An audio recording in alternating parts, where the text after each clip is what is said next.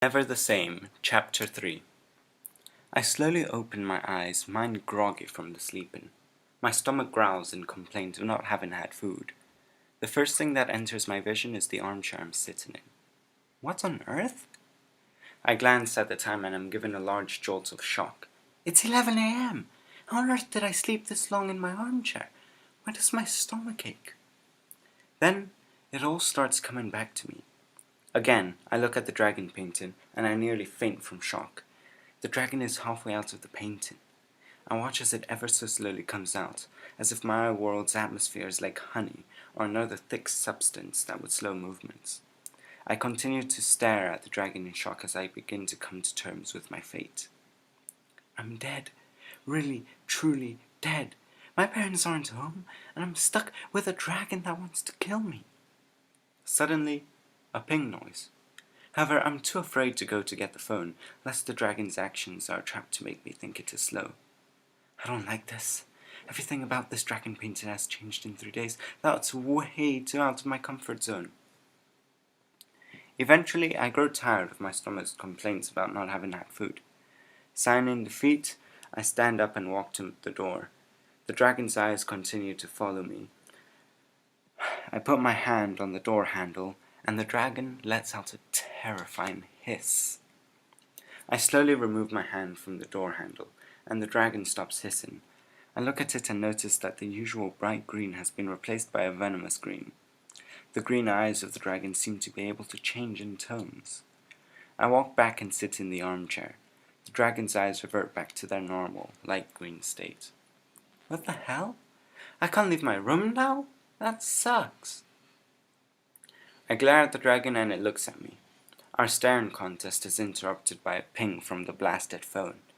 I choose to ignore it, until another ping comes, followed by several others, all in a rapid succession.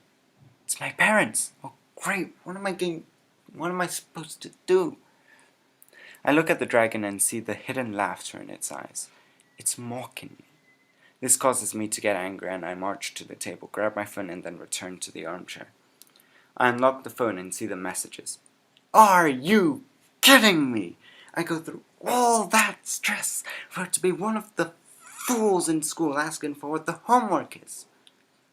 The idiot not only messaged me, but also decided to try and get my attention by sending a flurry of question marks. I quickly type a response. Suffer. After hitting send, I begin to calm down enough to get a few brain cells working with logic again. I quickly check the other text to see from who it was from and what it reads. I am not surprised to see it's from that blasted unknown guy. What does indeed surprise me is the exposition I'm given. Do not fear it. It is here to help you. It will not harm you. Liar! That thing got angry at me when I tried to leave.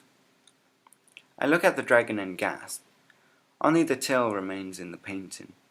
I watch as the small dog-sized dragon beats its wings to not fall down, the tail ever so slowly coming out. Then, as the clock beeps for 1 o'clock, a year after the dragon painting was made, the dragon is set free. I watch as the jet black dragon finally pulls free from the painting. It immediately lands on the floor in the middle of my room. My heart beats at 200 kilometers per hour as I'm faced with an actual, living, breathing dragon. My palms collect sweat, and my phone slips out of my hand, crashing onto the floor.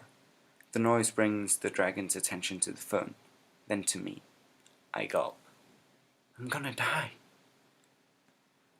The dragon looks at me with its green eyes. I can't help but look back. Then, the dragon closes its eyes, lowers its head and begins to grow.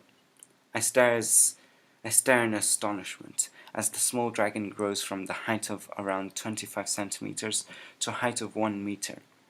The neck and tail elongate, the wings get larger and the head gets bigger. Finally, the relatively large dragon looks at me, its growth complete. I admire how awesome the dragon looks. You fool! You should have escaped when you had the chance! Too late for that now. I stare into the dragon's light green eyes once more. The dragon begins to slowly step towards me. Here it comes. The dragon inches closer and closer, slowly. At such a slow pace, even I just want to hurry it. For it to hurry up. It knows I'm trapped. It knows I'm not going anywhere. The dragon is only half a meter away from me now. It slowly comes towards me. My heart rate increases rapidly. Any more and I'll end up fainting, or having a heart attack, or both. I just want to get this over with. The stress will kill me before the dragon does.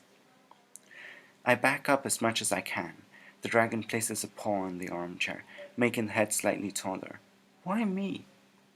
That question burns in my mind. I feel something wet on my face and realize I'm crying.